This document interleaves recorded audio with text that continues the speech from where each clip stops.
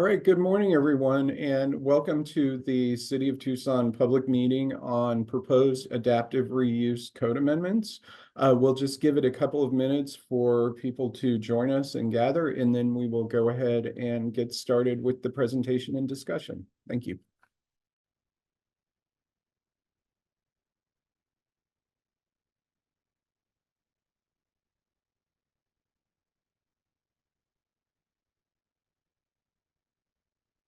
All right, it looks like the people joining has slowed down, so let's go ahead and get started. Welcome everyone to this public meeting on the proposed adaptive reuse code amendment. My name is Carver Struve, and I am a principal planner with the City of Tucson working in code development. And I'm here to go through what is proposed and to give an opportunity for discussion and comment at the end. Before we get started, though, I wanted to jump in with a couple of group agreements that we would like to put out there to sort of govern the meeting as we move forward. The first is to please be concise when sharing or discussing. Also, please allow everyone to speak before speaking again so that we can ensure that everybody gets heard. Be respectful of others of different viewpoints. Please stay on topic for what we're discussing this morning. And also, please note that the meeting is being recorded. So the purpose of this morning's meeting is to review necessary changes to the city's existing adaptive reuse and multifamily residential development regulations as required by state law under House Bill 2297. We're looking to discuss and share feedback on these proposed changes, share some next steps, and there again will be an opportunity to complete a comment form at the end. I would also like to clarify that the proposed code changes we're discussing this morning are unrelated to the development of the proposed community corridor tools, and that 2 public meetings are in the process of being scheduled for those shortly, and so please stay tuned on that.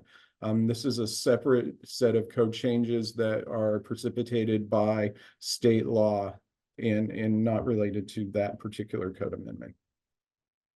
So speaking of state law, the state legislature passed a number of bills during their previous session related to municipal zoning.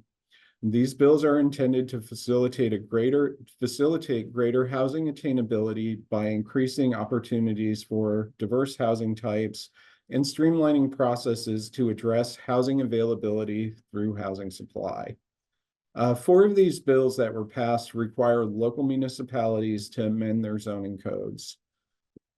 Of these bills, the first 3 listed above have a deadline of January 1st, 2025 for municipalities to amend their ordinances to comply with the new statutes. The 4th bill, the Middle Housing Bill, has a January 1st, 2026 deadline for local code adoption. The amendments related to House Bill 2720 and Senate Bill 1162 are currently underway and are going to be considered by Mayor and Council at a public hearing next week on October the 22nd. And so we're really working now to address the requirements of House Bill 2297, adaptive reuse for multifamily development.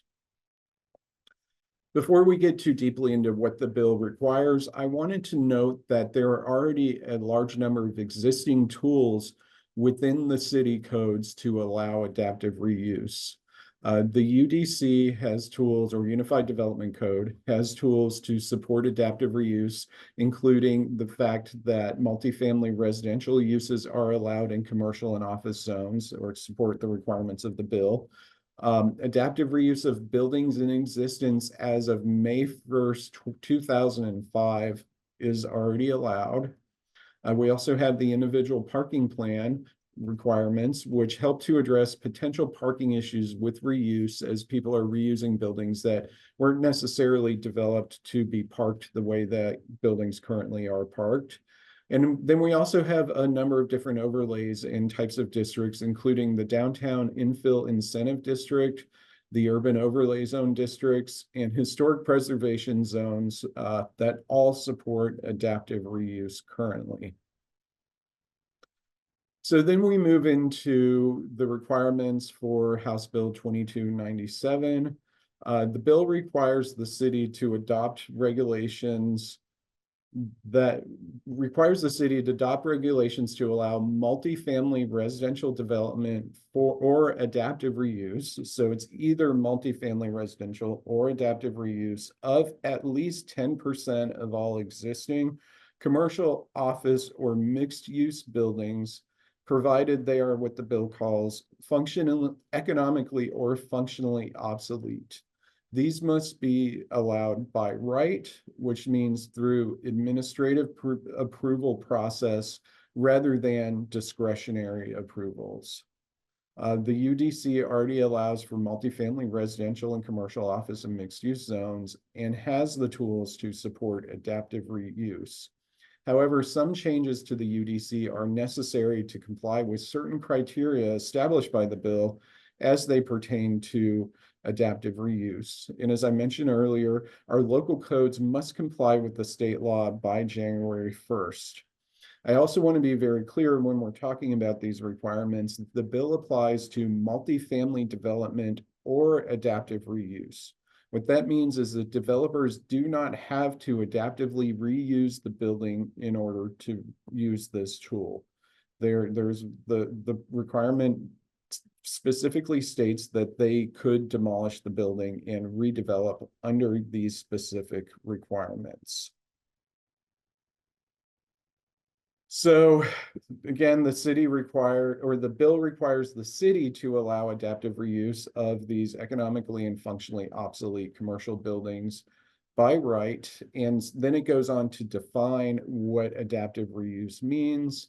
It means converting an existing building from the use for which it was constructed to a new use by maintaining some or all elements of the building. It also defines functionally obsolete as being the commercial, office, or mixed-use building is in a state of disrepair or has 50% vacancy in the total leasable square footage. Also, by right means not requiring a special exception, rezoning application, or other discretionary municipal review. So it's simply a process of somebody would apply for a permit. If they meet the standards, they would be administratively granted the permit. There would be no hearing, there would be no zoning examiner review, there would be no planning commission review or mayor and council review, anything like that. It's simply, do they meet the requirements? So there's some other requirements in the bill, and this is a little confusing in terms of the way that the language is structured, but by right permissions for the adaptive reuse are required in not more than 10% of the total existing commercial, office, or mixed-use buildings within the city. So this bill would apply to 10% of the total commercial mixed use, the total buildings of that use within the city. It's not necessary, it's not a citywide blanket applicability.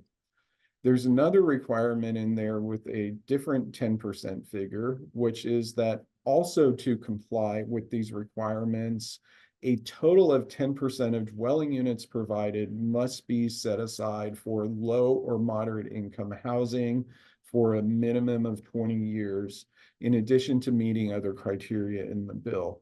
So if somebody wants to develop or redevelop under this bill and under these requirements that we're discussing today, they must set aside a 10% of low to moderate income housing stock as part of that redevelopment.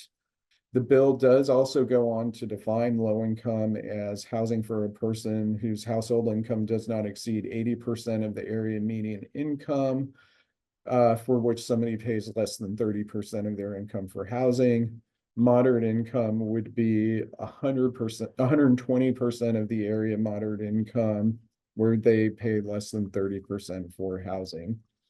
I also wanted to note that the 10% of total buildings figure would be defined by a geospatial estimate that staff is currently preparing here with the city, so that we will have a figure as part of the bill that's being adopted, so that that would be included in the actual code amendment package, and that would be used to administer these requirements. So now that moves us into what we're proposing to change so that we can comply with the state law. First of all, we're going to establish definitions as they're prescribed by the state law, specifically for adaptive reuse, economically or functionally obsolete, and also some other components of the package which are less, have less applicability. They're things like, I guess there's one for, sorry, I'm drawing a blank on this, but for non-conforming building, things like that, that are also very, very similar to what's already in our code. So we're not seeing a lot of changes there. We're also going to establish criteria for a qualified, obsolete, or commercial building, again, in compliance with what state law is requiring, and also establish standards for multifamily development and adaptive reuse of obsolete commercial buildings for mixed-use development. So again, the substantive changes to the definitions, we mentioned these earlier, but just with a little more context, are to allow convert adaptive reuse or define adaptive reuse as converting an existing building for which it was constructed to a new use and economically or functionally obsolete, in which case it's either the building is either in a state of disrepair or has a 50% vacancy rate. I want to note here again that the bill applies to multifamily developments or adaptive reuses, but developers do not have to adaptively reuse the building to use this tool. So in addition to that, we have some proposed changes to the criteria for obsolete commercial buildings. Buildings that are currently zoned for and are permitted to be used for commercial, office, or mixed uses, and which are economically or functionally obsolete, and which are located on a parcel or parcels of at least 1 acre, but not more than 20 acres, will qualify for the adaptive reuse or multifamily use under this code. I want to really emphasize, though, and the bill specifically calls this out, that this does not apply to National Register historic districts, historic preservation zones, or historic landmarks. So there are also some proposed changes to standards for mixed use and multifamily development, which were brought about by the bill. So parking is fairly straightforward. Parking provided would be the sum of uses provided in the development or in accordance with section 7.4 of the UDC, which are our parking requirements. So essentially that means if you have a mixed use and you have commercial, office, and residential all in one building, then you would need to comply with all 3 of those parking standards combined, and that's how the building would need to be parked. So square footage of your residential or number of units of your residential, excuse me, would need to be provided, square footage of commercial, of office, etc. And that's what your parking requirements would be. The bill also requires that the setbacks be the least restrictive of multifamily or those of existing commercial, office, or mixed use with relative to essentially the individual provisions of what is being proposed. So these changes are really minor and already similar to what is existing within our code. There are also some proposed changes of standards for mixed use and multifamily development. Continuing the discussion of the proposed changes for these. For heightened density, we must allow height of existing commercial, office, or mixed use that are in the zone. So it's whatever that height is permitted, or the lowest of the following. It would be the maximum height would be 2 stories within 100 feet of a single family residential zone. It would be 5 stories. It could be the highest allowable multifamily height and density for a multifamily zoning district within a mile. And then if no multifamily zoning district is within a mile, it would be the closest one. This would be the least restrictive of either number 1 or number 2. It's almost always probably going to be the allowed height of the commercial, multifamily, or mixed use. And also I want to note that the maximum height for multifamily would be considered the R3 zone, which is 40 feet. So that wraps up what the proposed code changes are and some background on why we're doing it. At this point, I would like to open up the floor to any questions or comments.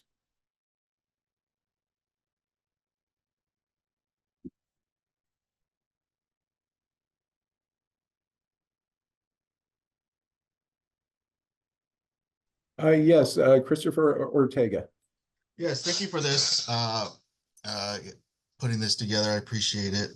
My question is, when you start getting into adaptive reuse on buildings, maybe older buildings, not under the historical side, has there been any conversation about EPA or any kind of asbestos or lead that is found? And is city doing anything about that or coordinating anything with it? So in terms of this specific bill, we are not addressing those types of issues. Existing regulations that are currently in place would still apply regardless, but those are not being changed in any way. Really, the intent of this code change is to only meet the requirements of state law so that we can be compliant by the January 1st, 2025 deadline. Oh, okay, understood. And I'll just echo, I think someone just typed it in, get a copy of the slides or email to them. Absolutely. What we'll be doing is following this meeting, we're going to post the slides online and we will be sending out an email to all participants with a link to the slides as well as the comment form so that everybody has that information. Great, thank you. All right, thank you. Carver, may I add something there real quick? Yes, Kevin. Thanks. Christopher, my name is Kevin Burke. I'm with the city's Office of Economic Initiatives. Just in reference to your question specific to brownfields, I want to mention that the city's EGSD department, Environmental and General Services Department, does have a brownfields grant program that we manage. And so you can find more information about that at the city's website or by reaching out to me or one of the planning staff directly. Oh, excellent. Thank you. You're welcome. Excellent. Thank you, Kevin. All right, Ben Bueller Garcia.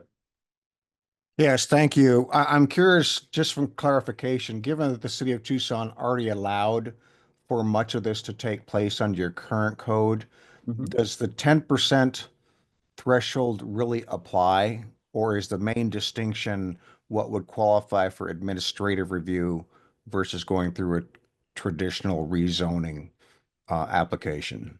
So both of those would apply.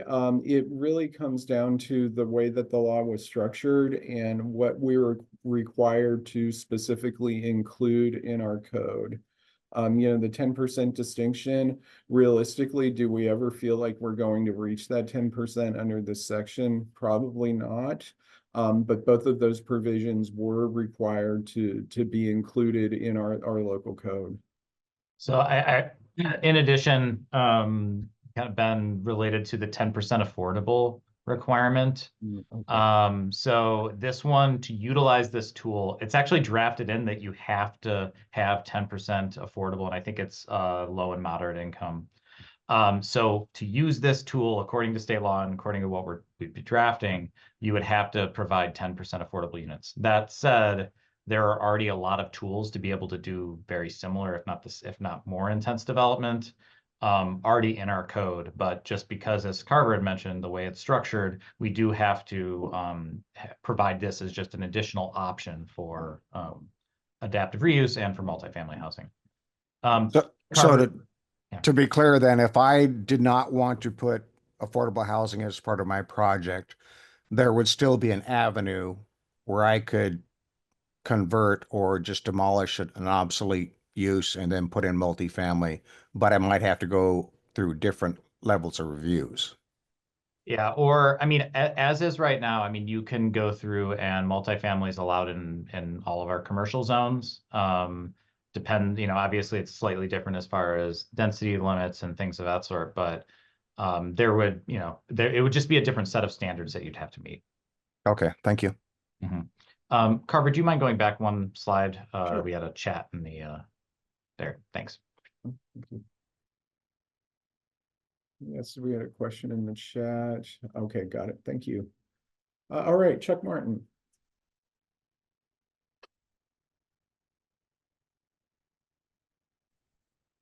Sorry, I got to the meeting late. The 10%, is that land area or?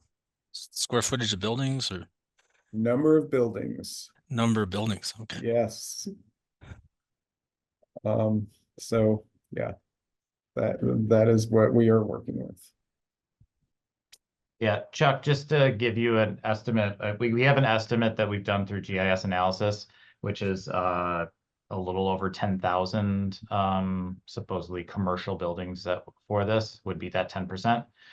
The way the law is structured is that in the 10-year period, you can allow for only up to 10% of buildings to be redeveloped. So we would be tracking, and then if we ever hit 10,900 or 292 buildings or whatever, that would be kind of that the maximum amount of redevelopment that could occur. Okay, thanks. Thank you, Chuck. All right, any other questions or comments?